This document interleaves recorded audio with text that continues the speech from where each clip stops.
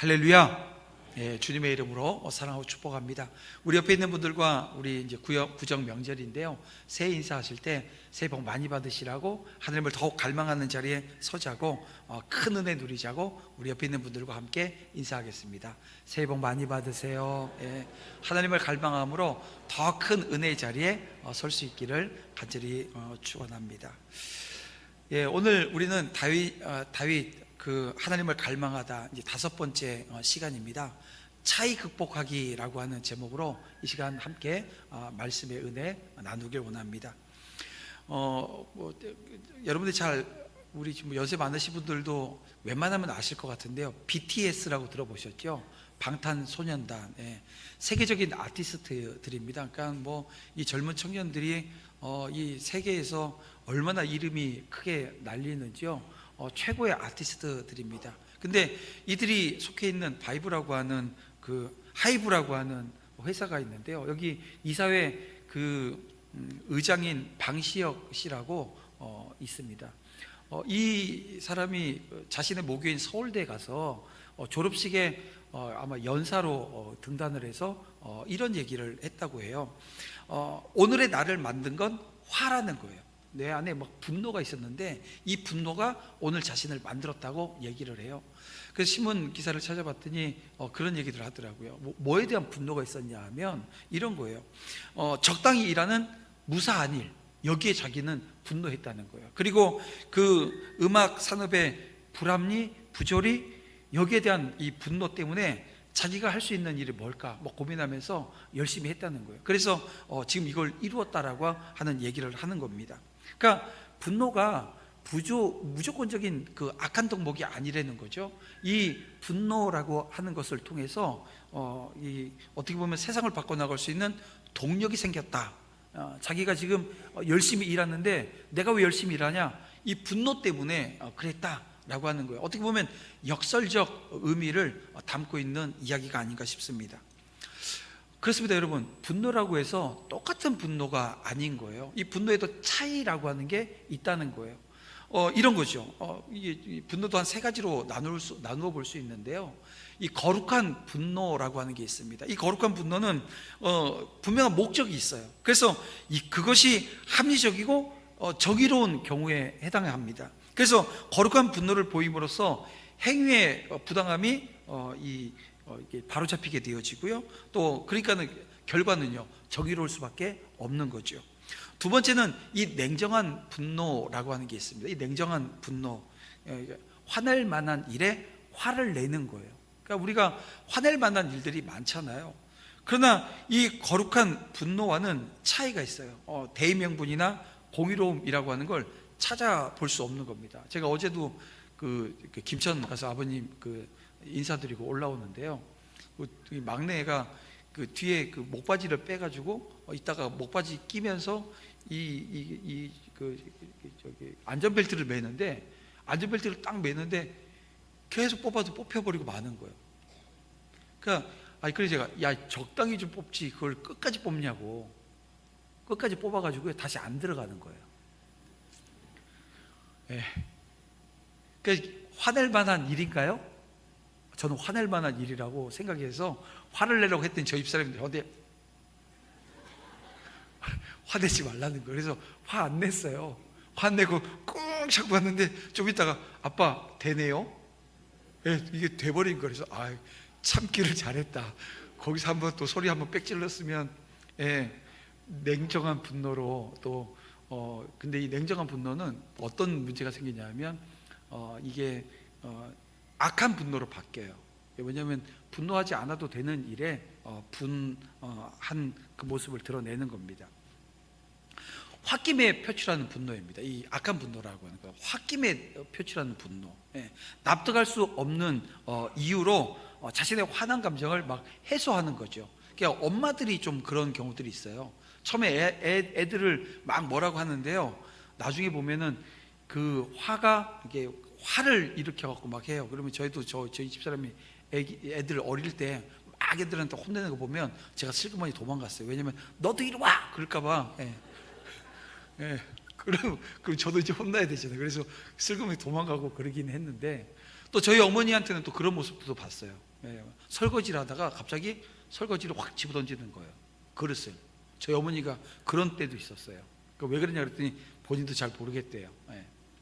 그러면 이제 그런 생각을 하게 되죠. 아버지한테 조금 화난 부분이 있었나 보다. 예. 여자들이 남편이 하는 말이나 행동 때문에 화가 났는데, 설거지하다가 보니까 갑자기 막 확 올라와가지고 설거지 확 집어던지고, 어떻게 한 번도 안 그러신 표정으로, 예. 저희 집안에만 있는 일처럼. 예. 사실 그런 일들이 우리 가운데 있거든요. 이런 분노들은 사실 악한 분노라고 하는 겁니다. 그러니까 분노라고 다 똑같은 분노가 아니라, 좀 전에 말씀드렸던 방시혁 씨가 했던 그 분노는 삶의 어떻게 보면 동력이 되어졌어요. 그러니까 이 분노가 분명히 안 좋은 것 같은데, 이게 오늘 우리의 삶을 어떻게 보면 힘이 되어지는, 동력이 되어지는, 에너지가 되어지는 경우도 있다는 겁니다. 그래서 오늘 우리 그리스도인들에게 있어서 이 분노라고 하는 것, 여러분 어떻게 해야 되나요? 분한 걸 참아야 되죠. 근데 우리가 무작정 참게 되어지면 문제가 생긴다는 거예요. 뭐냐면, 악에 대해서 오늘 우리가 분노하지 않으면요, 또 다른 악한 모습들이 계속해서 양산되어진다는 거예요. 그래서 악에 대해서는 오늘 우리가 분을 낼 수 있는, 분노해야 되는 거예요. 근데 사람을 향한 분노가 아니라 악한 행위를 놓고 우리는 분하게 여길 줄 아는, 여러분 그렇게 좀 구분할 줄 아는, 그래서 악을 그대로 놔두게 되면 악의 관용을 베풀게 되어지면요, 그 결과는요 좋지 않은 것을 또 나게 되어진다는 겁니다. 이렇게 오늘 우리가 살아나가면서 차이라고 하는 것, 이걸 알게 되어지면 유익한 그런 자리에 서게 되어지죠. 모든 것에는 차이가 존재하고, 이를 구별할 줄 알게 되어지면 무엇을 선택해야 될지, 그리고 그 선택이 오늘 우리의 삶에 유익이 된다라고 하는 거예요. 저는 오늘 이 본문 말씀을 통해서 점점 강해지고 또 점점 약해지는 차이, 이게 어디서부터 생기는 걸까?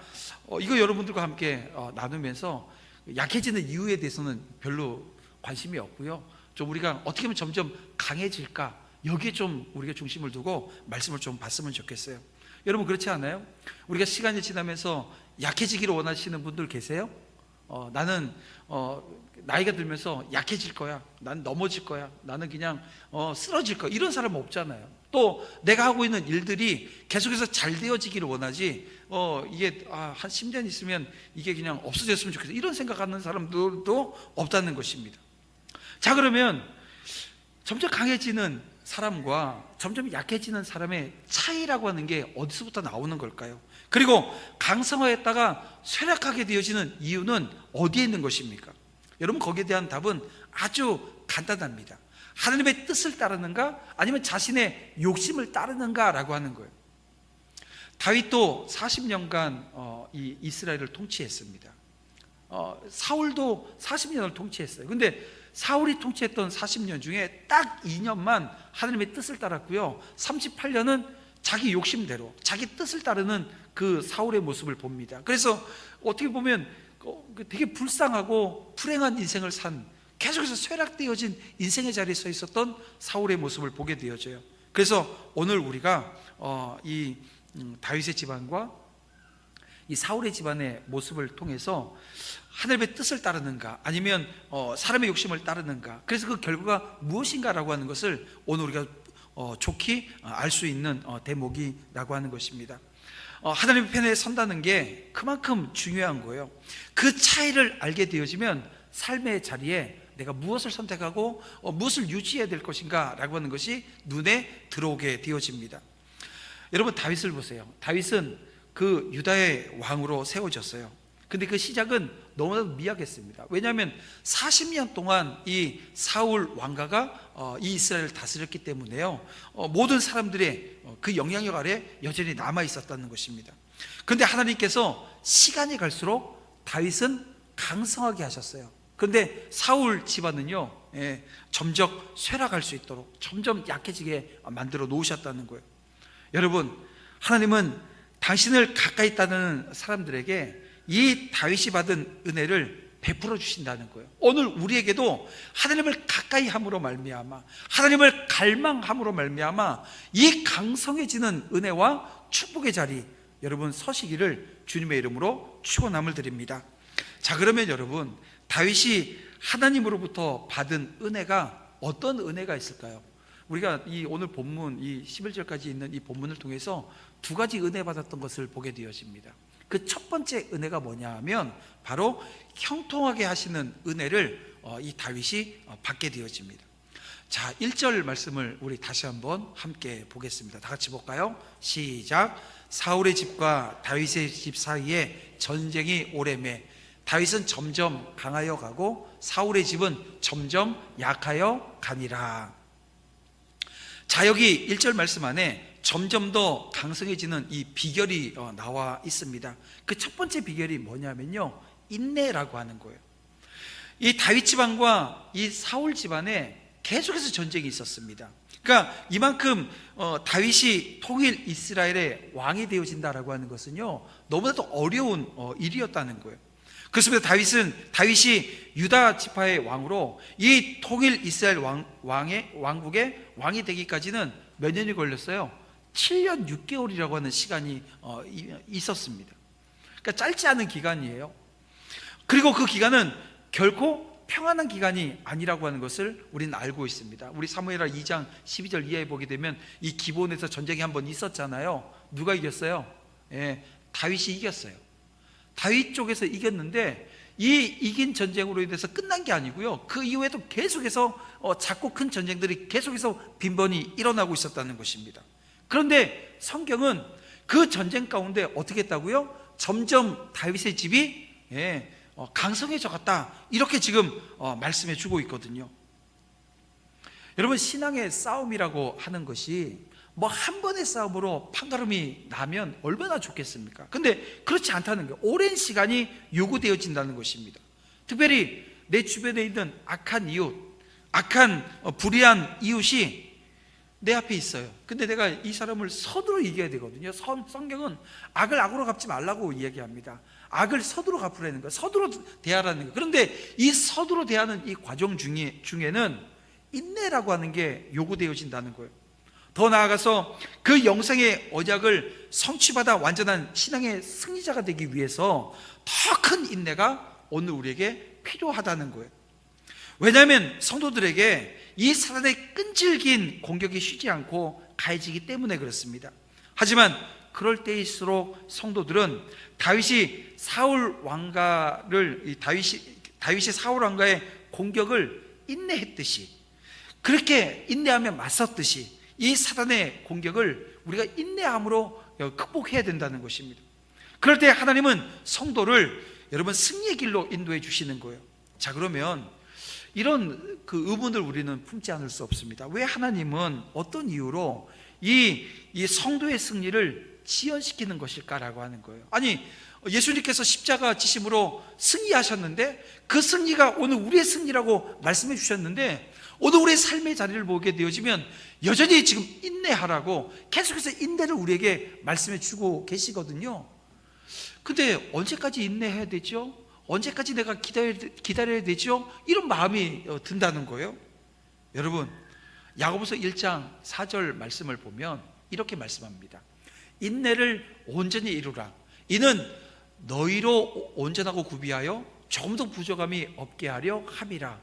보세요. 인내를 온전히 이루라는 거예요. 인내를 온전히 이루는데요, 어떻게 해요? 인내하게 되어지면 조금도 부족함이 없게끔 하시겠다는 거예요. 그러니까 오늘 우리가 부족함이 없게 하시기 위해서 하나님께서는 우리에게 인내를 하라고 말씀해 주시는 겁니다.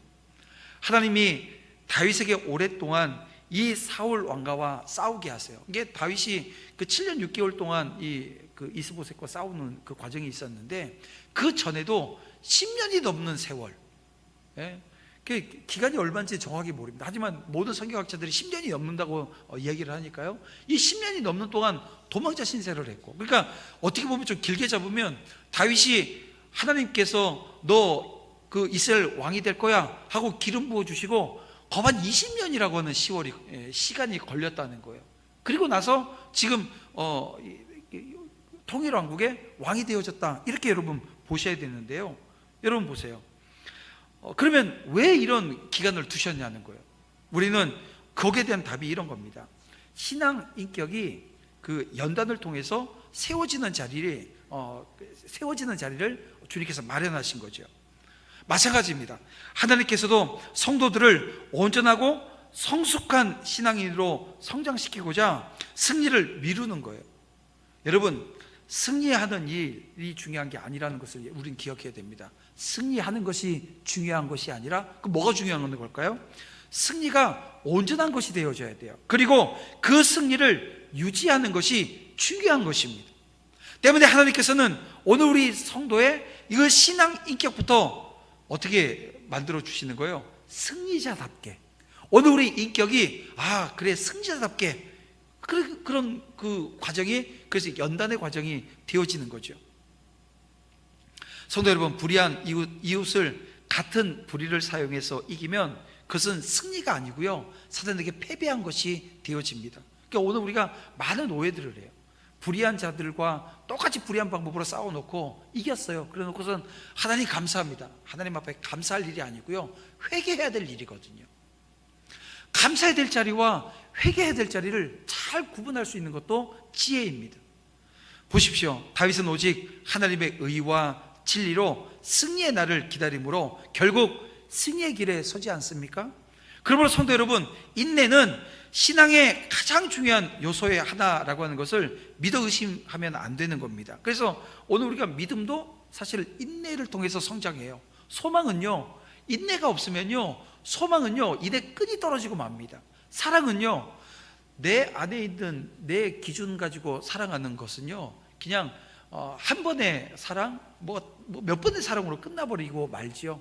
계속되어진 사랑, 여러분, 이것은 인내했을 때만이 이룰 수 있다라고 하는 것입니다. 그래서 성도들은 무엇보다도 모든 일에 예수 그리스도의 인내를 본받아야 돼요. 그리고 그래서 행할 수 있고 또 그 자리에 온전히 설 수 있음을 기억해야 됩니다. 오늘 하나님께서는 오늘 우리에게 그래서 인내라고 하는 것을 다시 한번 말씀합니다. 그러니까 아주 짧은 시간이 아니에요. 긴 시간 하나님은 오늘 우리를 인내케 하시고 또 인내라고 하는 이 기다림을 통해서 바로 서는 거죠. 우리 시편 40편 보면 1절에서 기다리고 기다린다라고 하는 다윗의 표현이 있습니다. 그런데 기다리고 기다렸더니 하나님께서 응답해 주셨다는 거예요. 그러니까 오늘 우리의 기다림이 여러분 실망 속에 좌절되어지지 않고 끝까지 주님을 붙들 수 있는 은혜가 있기를, 그때 하나님께서는 형통의 놀라운 은혜와 축복을 허락해 주시고요, 강성한 믿음의 자리에 서게 하심을 여러분 믿어 의심치 마시기를 주님의 이름으로 축원함을 드립니다. 둘째로 이 강성해지는 비결, 이 특징이라고 하는 게 이 대박 오늘 갑자기 확 되어지는 게 아니라 점진성이라는 거예요. 천천히 번성해서 강해지더라는 것이죠. 자, 1절 말씀을 다시 한번 보면요, 다윗은 점점 강하여 가고, 다윗은 점점 강하여 가고, 점점이라고 하는 말씀이 있습니다. 이 점점이 강조점이 있는 거예요. 다윗의 삶을 살펴보면 하나님께서 그를 점진적으로 높여주셨음을 보게 되어집니다. 다윗의 첫 자리는 어떤 자리였어요? 아주 천한 목동의 자리였습니다. 그러니까 아버지로부터도 인정받지 못하는 자리에 있었어요. 그런데 이 다윗이 그 골리앗과의 싸움을 통해서 어떻게 돼요? 일약 그 어린 이 다윗이 장군이 되어집니다. 그리고 가는 곳마다 승전고를 올려요. 그랬더니 나중에는요, 하나님께서 이 사울이 강팍해지고 하나님 교만에 대해서 하나님 말씀대로 따르지 않는 모습 속에서 이 다윗을 이스라엘의 두 번째 왕으로 세우시기로 작정하십니다. 그래서 이 장군에서 왕으로. 근데 그 기간이요, 아까 좀 전에도 말씀드렸지만 짧지 않은 시간을 하나님께서 주셔요. 도망 생활만 20년을 10년이 넘게 했고, 또 그 유다의 왕으로 이 통일왕국의 왕이 되어지기 전에도 7년 6개월 동안 계속해서 다투는 전쟁 가운데 있었으니까요. 여러분, 그러면서 이 후에 통일왕국의 왕으로 다윗이 등극하게 되어진다는 것입니다. 여러분, 오늘 우리의 삶에도 같은 원리가 반영되게 되어져 있습니다. 오늘 우리 성도의 삶에 하나님께서 번영이라고 하는 것을 주실 줄 여러분 믿으시길 바랍니다. 왜 그럴까요? 이건 하나님의 약속이기 때문에 그런 거예요. 근데 그 약속 몇 가지만 우리가 한 두 가지만 살펴볼게요. 여러분이 잘 아는 욥기 8장 6절 7절 말씀을 보세요. 또 청결하고 정직하면 반드시 너를 돌보시고 내 의로운 처소를 평안하게 하실 것이라. 내 시작은 미약하였으나 내 나중은 심히 창대하리라. 여기 보세요. 너를 돌보시고 평안하게 하실 것이고 심히 창대하게 하실 것이다 라고 하는 약속의 말씀을 주셨어요. 특별히 이 7절 말씀, 우리 그 성도들이 뭐 개업을 하거나 가게 되어지면 요거 이렇게 딱 이렇게 해서 해놓습니다. 내 시작은 미약하였으나 내 나중은 심히 창대하리라 해놓고 그날부터 대박 바라는 거예요. 그게 아니고요, 시작은 미약했지만 끝이 창대할 거다라고 하는 이 말씀 여러분 잘 이해하셔야 됩니다. 자, 그런가 하면 시편 115편 13절, 높은 사람이나 낮은 사람을 막론하고 여호와를 경외하는 자들에겐 복을 주시리로다. 복 주시겠다고 말씀해 주셨어요. 어떤 사람이나 어떤 사람이요? 높은 사람이나 낮은 사람이나 동일하게 하나님께서 하나님을 경외하기만 하면 복을 주시겠다고 말씀해 주시거든요. 그렇습니다, 여러분. 우리 하나님은 자기 아들을 아끼지 아니하시고 죄인 되었던 오늘 우리를 위해서 희생시키셨어요. 그러니까 하나님의 자녀 되어진 오늘 우리에게 풍성한 삶의 선물을 여러분 허락하지 않으실 리가 만무한 거예요.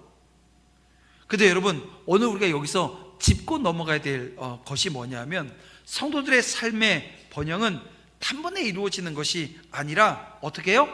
점진적으로 이루어진다는 것입니다. 여러분, 그 이유가 무엇일까요? 이것도 성경에 보면 거기에 대한 답이 있습니다. 먼저 우리 잠언 28장 20절 말씀을 볼게요. 여기 말씀 보면 충성된 자는 복이 많아도 속히 부하고자 하는 자는 형벌을 면하지 못하리라. 충성된 자가 복이 있대요. 그런데요, 속히 부하고자 하는 사람들, 그러니까 오늘 요즘 말로 하면 대박 나기를 원하는 사람들, 그러니까 뭐 하나 딱 해가지고 1억 천금을 얻으려고 하는 그런 마음을 갖고 있는 사람들은 어떻다고요? 형벌을 면하지 못한다, 이렇게 말씀하고 있습니다. 왜 그럴까요? 사람이 단번에 큰 물질을 얻고 번영에 이르게 되어지면 여러분, 이로운 점보다 해로운 점이 더 많다는 거예요. 하나님보다 하나님이 주신 이 부를 더 사랑하게 되어집니다. 그러면 어떻게 될까요? 하나님이 주신 부, 하나님보다 이 부를 더 사랑해요? 그러면 거기엔 교만이라고 하는 게 싹트게 되어집니다. 그리고 그 교만은 이내 사람의 마음을 부패하고 타락하게 만들어 놔요. 성경에 또 그 좋은 예가 하나 나오죠. 바로 누가복음 15장에 나오는 탕자의 비유입니다. 이 둘째 아들은 아버지에게 가서 아버지 돌아가시면 저한테 줄 유산 있지요. 그 유산 지금 줘요. 아니, 죽으면 줄 유산인데 지금 달라는 얘기는 아버지는 저한테 죽은 존재나 다름이 없어요. 이 얘기하고 똑같거든요. 근데 참 이 아버지 재밌는 아버지예요. 그 아들이 그렇게 달라고 하는데 줘요. 근데 이 아들이 그 아버지로부터 받은 그 유산을 가지고 어떻게 합니까?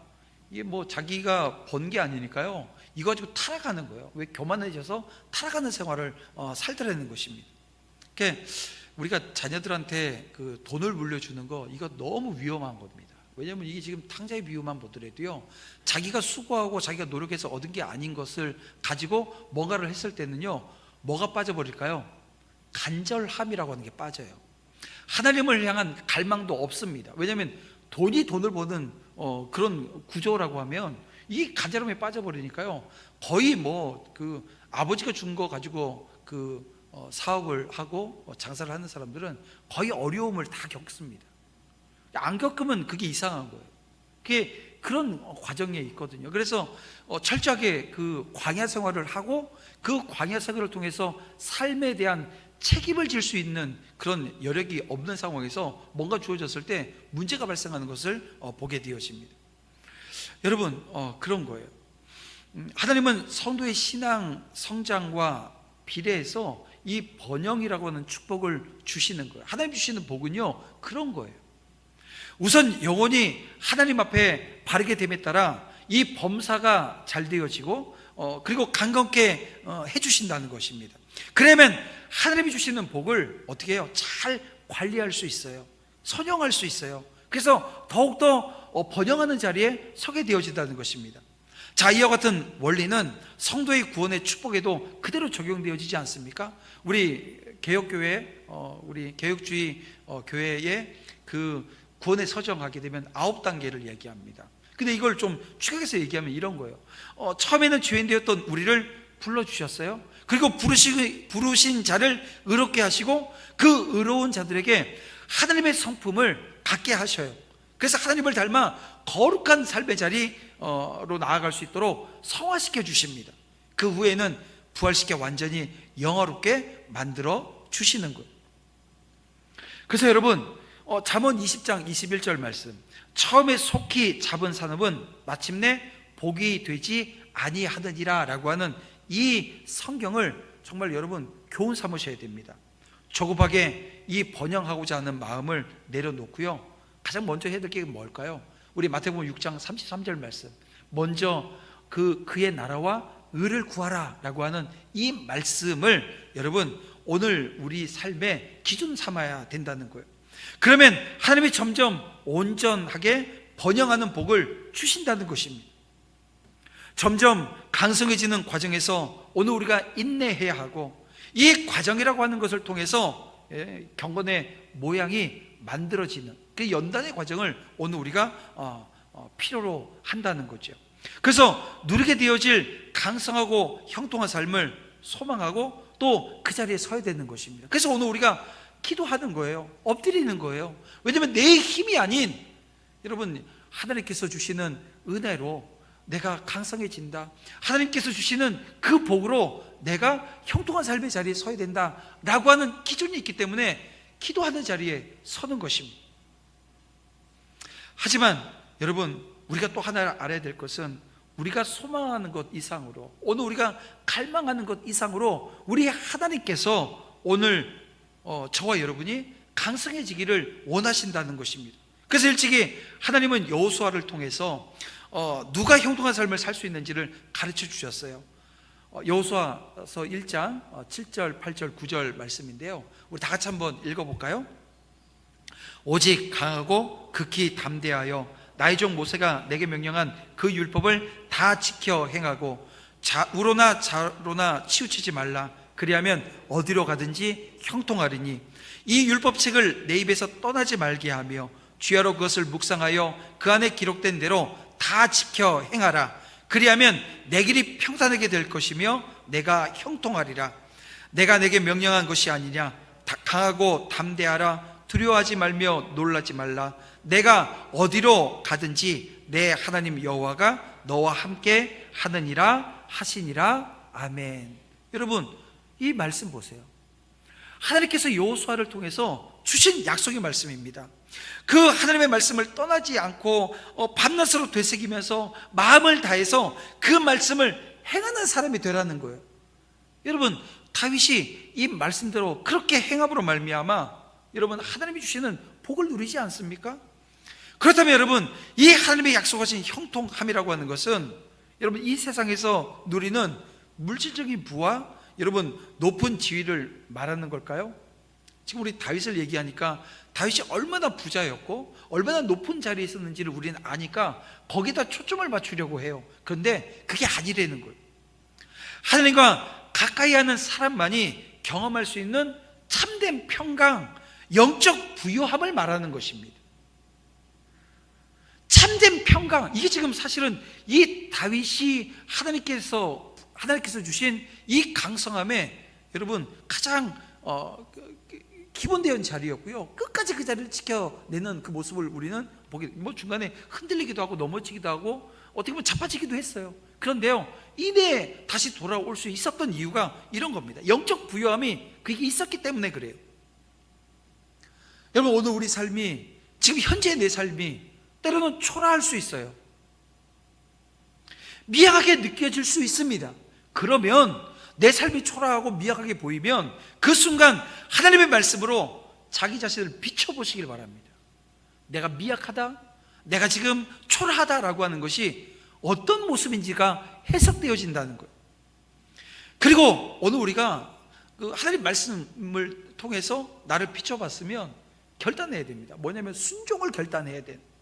하나님과 동행하는 삶을 속히 회복할 수 있는 은혜의 자리에 우리가 서야 된다는 거예요. 그러면 그 형통의 복이 오늘 우리 가운데 여전히 존재하는 것을 우리가 지속적으로 경험하게 된다는 것입니다. 그런 은혜가 우리 모든 공동체에 속한 우리 모든 지체들 가운데 넘치기를 주님의 이름으로 축원함을 드립니다.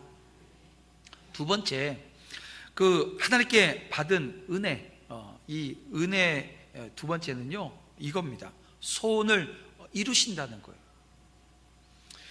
여러분, 유다 지파에 의해서 왕으로 세워진 다윗에게 있어서 가장 큰 소원이 뭘까요? 다른 지파들이 그 북이스라엘로 이렇게 이스보셋의 다스림을 받고 있는 상황이잖아요. 이게 빠른 시일 내에 통일이 되어지는 것 아니었겠어요? 그런데 이스보셋과 이 아브넬 사이에 예상치 못한 갈등이 생기게 되어집니다.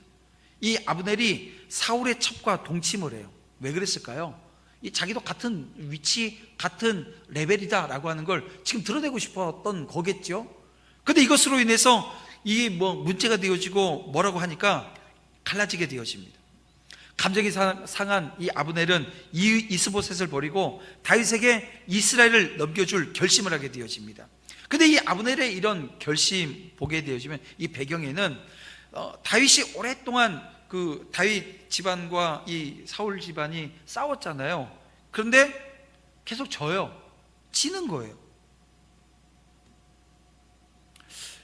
쇠락했던 이 사울 집안의 현실적인 문제가 자리 잡을 수 있다, 이렇게 생각할 수도 있어요. 그런데요, 이런 극적인 변화는 하나님께서 이 다윗을 도우셨기 때문에 가능한 일이었다는 것입니다. 하나님은 이스보셋과 아브넬의 갈등을 사용하셔서 다윗이 오랫동안 바라던 일들이 이루어지게끔 하신 거예요. 그래서 다윗은 시편에서 이런 얘기를 합니다. 악인이 잠시 잘 되어지는 것을 보면서 불평하지 말자는 거예요. 여러분, 악인들이 잘 되어지는 그 과정, 이거 보면서 왜 저기는 잘 되는데 나는 정말 예수 잘 믿고 신앙생활 열심히 하는데 왜 나는 하는 일마다 이렇게 잘 되어지지 않지? 이런 불평하지 말자는 거예요. 다윗이 그런 얘기를 해요. 그러면서 하나님을 기쁘시게 하면 하나님이 마음의 소원을 이루어 주신다, 이런 고백을 합니다. 그러니까 오늘 우리의 지금 서 있는 그 자리가 하나님을 기쁘시게 하는 자리인지를 먼저 살피면 되는 거예요.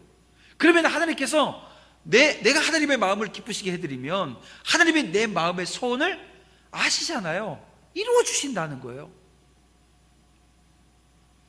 우리가 원하는 것을 성취하기 위해서 어떻게 보면 매일매일 분주한 삶을 살아갑니다. 하지만 우리의 수고로 우리가 원하는 바를 이룰 수 있다고 한다면 여러분 어떨까요? 감사라고 하는 게 없어요. 당연한 거라고 생각을 해요. 그리고 이 당연하게 생각했던 그 마음들은 이내 교만에 빠지게 되어진다는 것입니다. 그리고 그 교만은 하나님이 그렇게 싫어하시는 거예요. 그래서 우리는 소원을 이루시는 하나님과 아주 긴밀한 관계를 맺어 나가야 된다는 것입니다. 우리가 하나님 안에서 이 즐거움을 찾을 때 하나님이 우리의 소원을 이루시고 우리의 삶을 기쁨으로 충만하게 하실 것을 여러분 믿으시기를 주님의 이름으로 축원합니다. 내 소원을 이루시는 하나님. 여러분 2024년 한 해를 시작하면서 어떤 소원으로 어떤 하나님 앞에 간구함으로 한 해를 시작하셨습니까? 이제 한 달이 지났고 또 이제 두 번째 주니까요.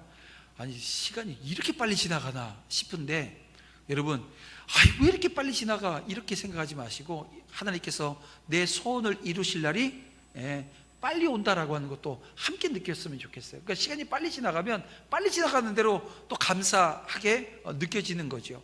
여러분 그런 은혜의 자리에 우리가 서야 되는 겁니다. 믿음의 한 걸음을 내딛는 그 자리는 하나님께서 약속하신 그 약속대로 내가 하나님을 기쁘게 하는 그 자리에 서 있을 때 하나님은 내 마음의 소원을 이루신다라고 하는 것 기억하시고 여러분 기도의 끈을 놓지 않고 하나님께 아뢰고 내 삶의 자리에 근저에 정말 하나님을 기쁘시게 할 만한 그 일들이 있는가 여러분 찾으시고, 없으면 그걸 여러분 회복해 나가는 은혜가 올 2024년 우리 가운데 분명히 있기를 주님의 이름으로 축원함을 드립니다. 이제 말씀을 정리해 보겠습니다. 다윗은 하나님을 가까이 따르며 순종하는 사람이었어요. 하나님은 그런 다윗에게 이 강성함과 형통함의 은혜를 주셨습니다. 하나님은 당신의 자녀들에게 동일한 은혜를 부어주시길 원하십니다. 우리가 하나님을 우리 삶의 주인으로 인정하고 섬길 때 하나님의 풍성한 은혜가 끊이지 않는다라고 하는 것을 기억하시고, 여러분 망각하지 마세요. 정말 기억하시고 오늘 우리가 우리 삶의 주인이 하나님이심을 다시 한번 고백하고, 그래서 우리 1월 첫째 주부터 계속 말씀하는 겁니다. 하나님이 기뻐하실 만한 일인가? 라고 하는 것을 묻는 자리에, 그리고 사람들이 칭찬할 만한 일인가? 라고 하는 것을 헤아리는 자리에 하나님께서 우리에게 지혜 주셔서 이것을 분별할 수 있는 은혜가 있게 되어지면, 여러분 오늘 우리는 하나님의 뜻 가운데 행하게 되어집니다. 하나님 주신 은혜 자리에 서게 되어집니다. 이번 한 주간도 하나님의 뜻을 묻고 하나님이 내 삶의 주인 되심을 온전히 고백하며 하나님의 기쁨이 되어지는 삶의 자리에 서서 하나님이 주시는 형통과 또 소원을 이루시는 그 하나님이 나의 하나님임을 온전히 고백하며 승리하는 자리에 온전히 서시기를 주님의 이름으로 축원함을 드립니다.